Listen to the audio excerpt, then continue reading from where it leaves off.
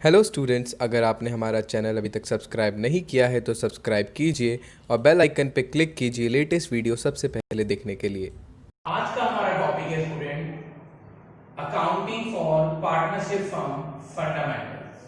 हमारा जो first chapter है पार्टनरशिप का आज हम डिस्कस करेंगे। सी हमारे 12th स्टैंडर्ड में दो ऑर्गेनाइजेशन के बारे में हमें पढ़ाया जा रहा है। पहला पार्टनरशिप, दूसरा कंपनी। प्रोप्राइटरशिप जो थी, सोल प्रोप्राइटरशिप, उसे हम 11th में कर चुके हैं। तो अगर हम पार्टनरशिप की बात करें तो पार्टनरशिप फर्म में भी प्रोप्राइटरशिप की तरह क्या बनता है, वही trading account, profit and loss account और बैलेंस शीट बनता है।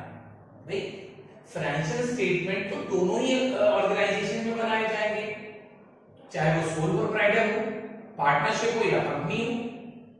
तो प्रोप्राइटरशिप की तरह पार्टनरशिप फर्म में भी वही फाइनेंशियल स्टेटमेंट बनाया जाता है, ट्रेडिंग अकाउंट, पी&एल अकाउंट और balance sheet. But in addition a partnership firm prepare a profit and loss appropriation account. इसमें एक अलग अकाउंट जो हमें प्रिपेयर करना होता है, that is profit and loss appropriation account, जो पी&एल के बाद और बैलेंस शीट से पहले हमें प्रिपेयर करना होता है, जिसमें हम शो करते हैं अपने सारे appropriations, not charges, appropriations. Okay, so what is the basic difference the charges and appropriation? Charges, that is the loss, that expenses which we have to pay whether it is profit or loss. Charges वो items हैं जो आपको देने हैं, चाहे firm को profit हो रहा है या loss. But appropriation, this is the appropriation of profit, means अगर प्रॉफिट होगा तब हम ये एप्रोप्रिएशन करेंगे, लॉस की कंडीशन में। So, in which net profit or net loss as per the profit and loss account is transferred to appropriation as per the agreement among partners. Partners के बीच में जो agreement हुआ है at the time of formation, जिसे हम partnership deed कहते हैं बच्चों, उसमें जो agreement हुआ है उसके अकॉर्डिंग हमारे जो appropriation है वो इस अकाउंट में ट्रांसफर किए जाएंगे। Appropriation means पार्टनर्स को मिलने वाली सैलरी, पार्टनर को मिलने वाला इंटरेस्ट ऑन कैपिटल, पार्टनर को मिलने वाला कमीशन, रिजर्व, ये सारी चीजें हमारी एप्रोप्रिएशन अकाउंट में आती है। और इन सब के लिए हम लोग कब अग्रीमेंट करते हैं? At the time of deed. जब हम पार्टनरशिप डीड बनाते हैं उस समय हम इन चीजों को डिसाइड करते हैं। ठीक है, हम ये भी कह सकते हैं कि profit and loss appropriation account is an extension of profit and loss account. ये हमारे प्रॉफिट एंड लॉस अकाउंट का एक एक्सटेंशन फॉर्म है, एक्सटेंड फॉर्म है। सोल प्रोप्राइटर में तो पी&एल अकाउंट बनाने के बाद जो प्रॉफिट आता है, नेट प्रॉफिट, वो कहां ट्रांसफर कर दिया जाता है? कैपिटल अकाउंट में बच्चों, सभी ने बनाया है। बट इसमें जो प्रॉफिट आता है पी&एल अकाउंट का, वो सीधे पार्टनर्स की कैपिटल में ट्रांसफर नहीं होता, पहले उससे एप्रोप्रिएशन अकाउंट में ट्रांसफर करते हैं। ठीक है, तो एक पिक्चर आप लोगों के लिए वहां पे बनेगा, trading account, profit and loss account, then profit and loss appropriation account, then capital और बैलेंस शीट। ठीक है, this account is credited with the amount of net profit और debited with the amount of net loss. It is credited with the amount of interest on drawing of the partners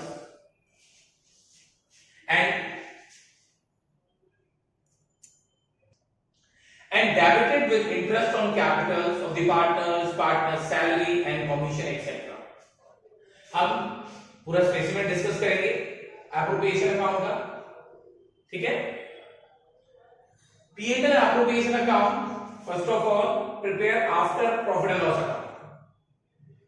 okay, normal जैसा कि laser बनता है, normal laser बनाएंगे, date column नहीं होगा, date column क्योंकि at the year of and बनता है, क्रॉनिकल ऑर्डर नहीं बनता है, ये रेट बनता है, इसलिए यहां पर इसका रेट यही मेंशन कर देंगे।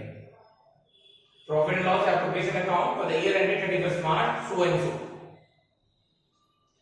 फिर हम ट्रांसफर करेंगे P&L अकाउंट में जो प्रॉफिट आया है, नेट प्रॉफिट आया है, उसे हम यहां ट्रांसफर करेंगे।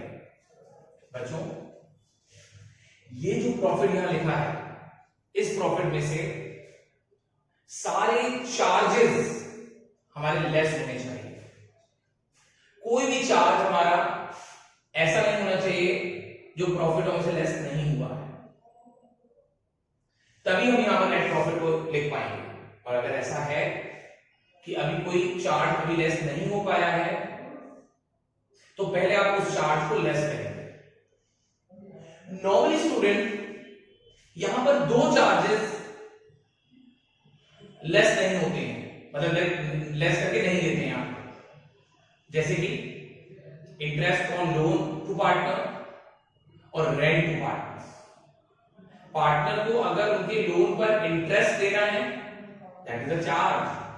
पार्टनर को उनकी प्रॉपर्टी पर अगर रेंट देना है, दैट इज अ चार्ज। और अगर आपको प्रॉफिट दिया जाता है जिसमें ये चार्ज लेस नहीं हुए हैं, तो पहले आप उन्हें लेस करेंगे यहां पर, फिर उसके बाद यहां लिखेंगे। इस पर हम बाद में जब न्यूमेरिकल क्वेश्चन करेंगे तब इन पर ब्रीफली डिस्कशन करेंगे इंटरेस्ट ऑन लोन के ऊपर। ओके, नेक्स्ट फिर हम डिस्कस करते हैं लॉस। अगर हमारा नेट लॉस है तो हम यहां लिखेंगे नेट लॉस की कंडीशन में एप्रोप्रिएशन अकाउंट नहीं बनाया जाएगा। भाई एप्रोप्रिएशन का मतलब है एप्रोप्रिएशन ऑफ प्रॉफिट, जबकि प्रॉफिट हमें हुआ ही, हमें लॉस हुआ है, तो उस कंडीशन में फिर हम पार्टनर्स को ना तो आईओसी देंगे, ना सैलरी, ना कमीशन, ना रिजर्व।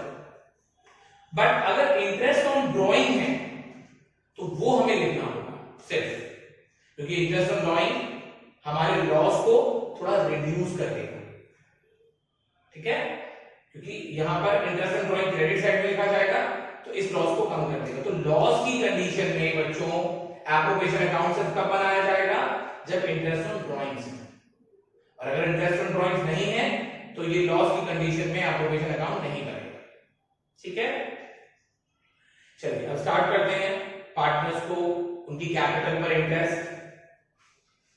और ये इंटरेस्ट हम उन्हें तभी देंगे जब हमने पार्टनरशिप अग्रीमेंट में इसके बारे में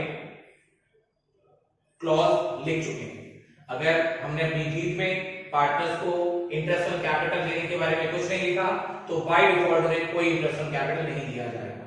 ठीक है, तो अग्रीमेंट में जो इंटरेस्ट ऑन कैपिटल है, जो भी रेट है, उसके अकॉर्डिंग इंटरेस्ट ऑन कैपिटल दिया जाएगा।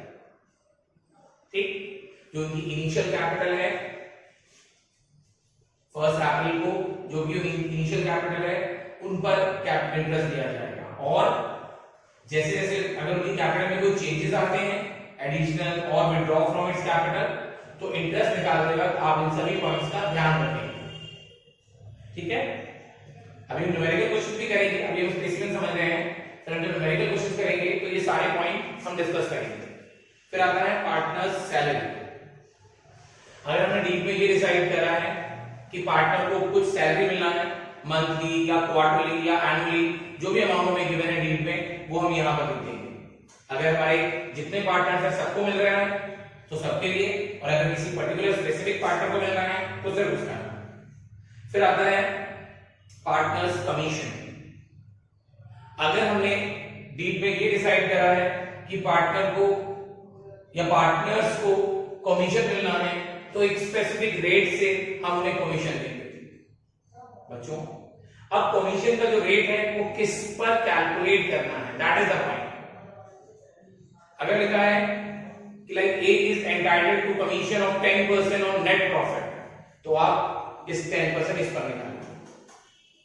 और अगर उन्होंने कहा कि A is entitled to 10% commission on net profit after interest on capital, तो इस नेट प्रॉफिट में से पूरा इंटरेस्ट ऑन कैपिटल लेस करने के बाद जो हमारा रिमेनिंग अमाउंट बचेगा हम उस पर 10% निकालेंगे। तो हम कमीशन निकालने से पहले पूरी सिचुएशन को अच्छे से एनालाइज करेंगे कि वो क्या कहना चाह रहे हैं, किस अमाउंट पर इंटरेस्ट निकालने की बात कहना चाह रहे हैं। ठीक है, यहां हमें ट्रिक्स का ध्यान रखना होगा क्योंकि यहां ट्रिक्स लगाई जा सकती हैं, ठीक है। अगर आफ्टर सैलरी कहते हैं तो after salary and so on. उसके बाद अगर पार्टनर ने अपनी डीड में रिजर्व्स के लिए कुछ ट्रांसफर करने की बात कही है तो reserve is also a part, is also appropriation, तो वो भी हम ट्रांसफर कर देंगे। याद रखना बच्चों, इनमें से ये सारी चीजें सिर्फ प्रॉफिट के केस में दी जाएंगी, लॉस के केस में नहीं दी जाएंगी। फिर आते हैं हम interest on drawing.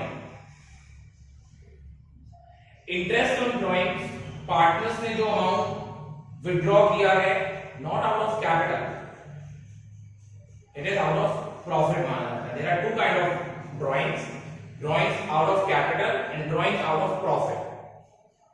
Drawings out of capital जो इंपैक्ट करेगा वो इंटरेस्ट ऑन कैपिटल निकालते हुए इंपैक्ट करेगा, और ड्राइंग्स आउट ऑफ प्रॉफिट आपको ये इंटरेस्ट निकालने में मदद करेगा।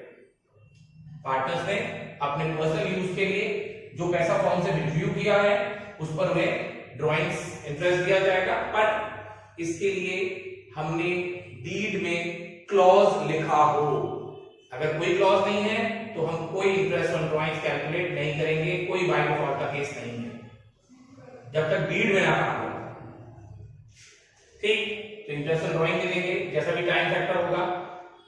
हाँ, अगर टाइम फैक्टर गिवन नहीं है कि पार्टनर से विड्रॉ कब किया है तो हम by default 6 monthly interest calculate करते हैं, ये बाय डिफॉल्ट का केस है। रेट नहीं दिया तो देना ही नहीं, रेट दिया है, टाइम दिया है तो उसके अकॉर्डिंग, रेट दिया है पर टाइम नहीं दिया तो 6 मंथ। ठीक, ये लॉस तो सिर्फ तभी केस में आएगा जब यहां स्टार्टिंग में ही लॉस होगा, अदरवाइज तो कभी नहीं आएगा। उसके बाद हम इसको ऐड करेंगे, इन सबको लेस करेंगे, ये डिफरेंस आ गया हमारा प्रॉफिट, और ये प्रॉफिट पार्टनर्स में उनकी प्रॉफिट शेयरिंग रेशियो में डिस्ट्रीब्यूट कर दिया जाएगा। प्रॉफिट शेयरिंग रेशियो जो हमने डील में डिसाइड किया है, और अगर हमने रेशियो डिसाइड नहीं करा है डील में तो बाय डिफॉल्ट वो इक्वल रहेगा। ठीक है स्टूडेंट्स, और उसके बाद हम ये प्रॉफिट कैपिटल अकाउंट में ट्रांसफर कर देते हैं। अगली वीडियो में हम लोग इनकी न्यूमेरिकल क्वेश्चन डिस्कस करेंगे। ओके, आज हम उस स्पेसिफिक के बेस पर एक न्यूमेरिकल क्वेश्चन सॉल्व करेंगे। ठीक है, तो हम उसके सारे पॉइंट्स को बेटर अंडरस्टैंड कर पाएंगे। Okay, here is a question. A और बी दो पार्टनर हैं, they started business on 1 April 2019 with capital of rupees 3 lakh and 2 lakh respectively. According to deal, B is to get salary of rupees 5,000 per month and A is to get commission 10% on profit after allowing salary to B. This is the point कि आपको A को commission देना है profit पर, but salary के बाद, मतलब B की सैलरी के बाद। Interest to be allowed on capitals at the rate of 6% per annum, and profit sharing ratio between two partners is 3:2. These all things are written in the partnership deed. बच्चों, अगर ये deed में नहीं लिखा होता तो पार्टनर कितनी भी सैलरी और कमीशन की डिमांड करते रहे, इंटरेस्ट ऑन कैपिटल की डिमांड करते रहे, उन्हें कुछ भी नहीं मिलेगा। ठीक है, तो salary, commission, interest on capital अगर हम पार्टनर्स को देना चाहते हैं तो इसके लिए हमें अपनी पार्टनरशिप डीड में इसको लेकर क्लॉज लिखने पड़ेंगे eight the time of formation. And profit sharing ratio भी क्या होता, इक्वली बढ़ता। ठीक है, अगर प्रॉफिट शेयरिंग रेशियो नहीं दिया होता तो। Apart from this there are some more adjustment. A ने फर्म को लोन दिया है 1 लाख रुपीस का ऑन 1 October 2019 and business is being carried from the property owned by B on a yearly rent of rupees 24,000. These two items are called charges. ये interest on loan हमें calculate करना होगा, और इसके बाय डिफॉल्ट का case क्या है बच्चों कि अगर कोई पार्टनर फर्म को लोन देता है तो वो उस लोन पर 6% इंटरेस्ट लेने का राइट रखता है बाय डिफॉल्ट। और अगर यहां पर हमने डीड में कोई इंटरेस्ट मेंशन कर दिया होता eight the time of formation rate से देना होता, पर क्योंकि इस क्वेश्चन में इंटरेस्ट ऑन लोन को लेकर आपको कोई इंटरेस्ट का रेट नहीं दिखाई दे रहा, तो हम बाय डिफॉल्ट 6% का रेट अपनी तरफ से टेकअप करेंगे बच्चों। और दूसरा, ये जो बिजनेस चल रहा है वो बी की प्रॉपर्टी पे चल रहा है, जिस पर ईयरली रेंट फॉर्म को देना होता है 24,000, दैट इज आल्सो चार्ज। पहले बच्चों हम थोड़ा सा चार्ज और एप्रोप्रिएशन का डिफरेंस डिस्कस कर लेते हैं। चार्जेस जो आपको देने ही हैं, वेदर इट इज प्रॉफिट और loss, but these appropriation like salary, commission and interest on capital will provide only in case of profit, not in case of loss. Correct? और firm को प्रॉफिट कितना होता है 2,87,000 बिफोर आवर एडजस्टमेंट, इन सब से पहले, ठीक है, इन सबको लेस करने से पहले हमारा प्रॉफिट होता है 2,87,000. यस, अब हमको न्यूमेरिकली इसको डिस्कस करते हैं. Okay, this is the format guys, you become very familiar with this ledger. ये तो बहुत लेजर तो बहुत इजी फॉर्म है. अच्छा, आप देखें यहाँ पर डेट का कोई कॉलम इधर नहीं होगा, हम इसे लेजर कहते हैं, पर यहाँ डेट का कॉलम क्यों नहीं है? क्योंकि ये हमें बनाना होता है एक स्पेसिफिक डेट पर, दैट इज 31 मार्च यूजुअली. और अगर हमारे अकाउंट 31 दिसंबर को क्लोज होंगे तो हम 31 दिसंबर को बनाएंगे, तो हमें इसको यहाँ डेट मेंशन करना नहीं है. ओके, आपने देखा हमारा जो प्रॉफिट है दैट इज 2,87,000, ठीक. बट बच्चों, ये 2,87,000 अभी ऐसा प्रॉफिट है जिसमें से अभी हमारे कुछ चार्जेस लेस नहीं हुए हैं. ओके, तो इसके लिए हमारे पास दो ऑप्शन है, इधर draw separate profit and loss account and write down the charges and reduce the profit from that charges, और the another option, write down there in the credit column, here in this column, and reduce the profit by this charges. Okay, discuss करते हैं. Question में given है कि ए ने firm को 1 लाख का loan दिया है 1 अक्टूबर, जैसा कि हम डिस्कस कर चुके हैं कि इस पर ए को 6% इंटरेस्ट मिलेगा. तो 1 लाख का 6% 6,000, और October to March that means for 6 month, half yearly, तो दैट इज 3,000. तो इंटरेस्ट ऑन लोन का चार्जेस हो गया 3,000. And second, business is being carried from the property owned by B,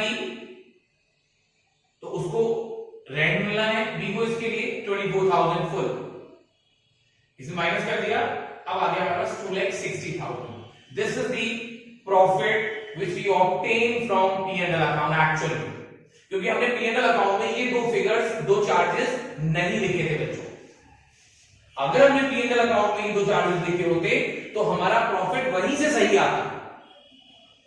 ठीक है, अब हमने अपने प्रॉफिट को क्या कर लिया, बिल्कुल रेक्टिफाई कर लिया. अब हमारा ये जो प्रॉफिट है it is ready for appropriation. अब ये एप्रोप्रिएशन के लिए तैयार है. ठीक है, 2,60,000. अब हम बात करते हैं, ये जो एप्रोप्रिएशन गिवन है, जो हमारी डीड में जो क्लॉज दिया हुआ है उसके अकॉर्डिंग पार्टनर्स को उनकी कैपिटल पर इंटरेस्ट देना है 6%, कैपिटल से 3 लाख और 2 लाख,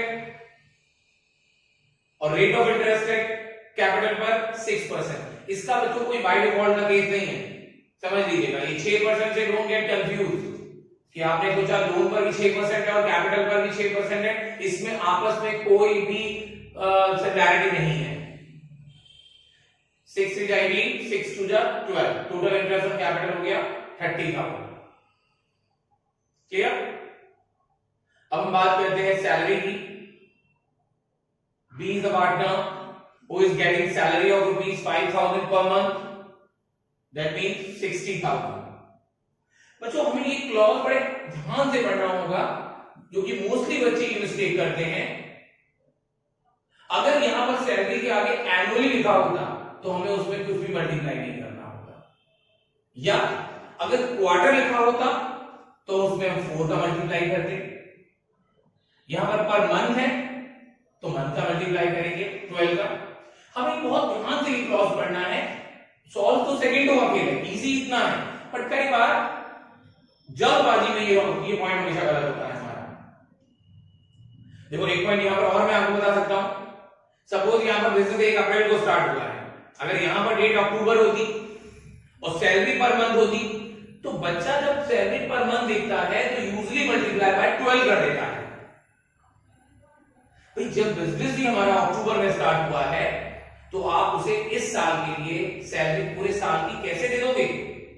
तो वहां पर आपको मल्टीप्लाई बाय 6 करना है। तो ये छोटी छोटी चीजें आपको ध्यान रखनी है। और बीइंग अ कॉमर्स स्टूडेंट आपको ये पॉइंट तो आना ही चाहिए। एक कॉमर्स का स्टूडेंट अगर एक्सपेंसेस अगर ऐसे ही पे कर देगा तो किस बात का कॉमर्स स्टूडेंट है? ठीक है, तो आपको ये पॉइंट ध्यान रखने हैं। जैसे आप किसी को सैलरी बांट रहे हैं, जब आप किसी को सैलरी देते हो इन चीजों का ध्यान रखेंगे तो आपकी कभी भी मिस्टेक नहीं होगी यहां पर। Okay, now A's commission 10% on profit after allowing salary to B।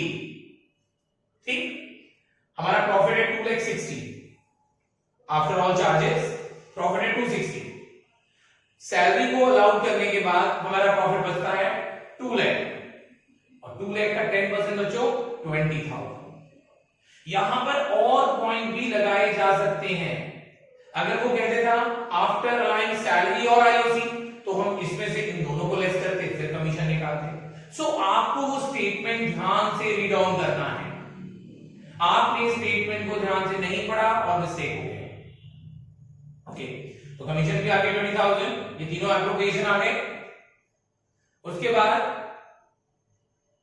अब हम निकालेंगे हमारा प्रॉफिट।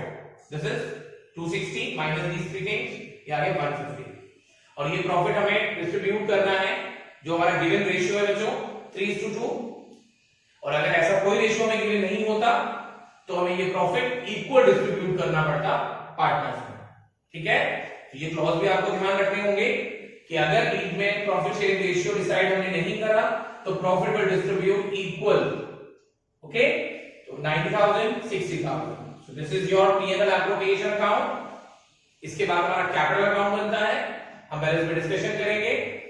ओके, अभी नेक्स्ट वीडियो में। Okay, thank you.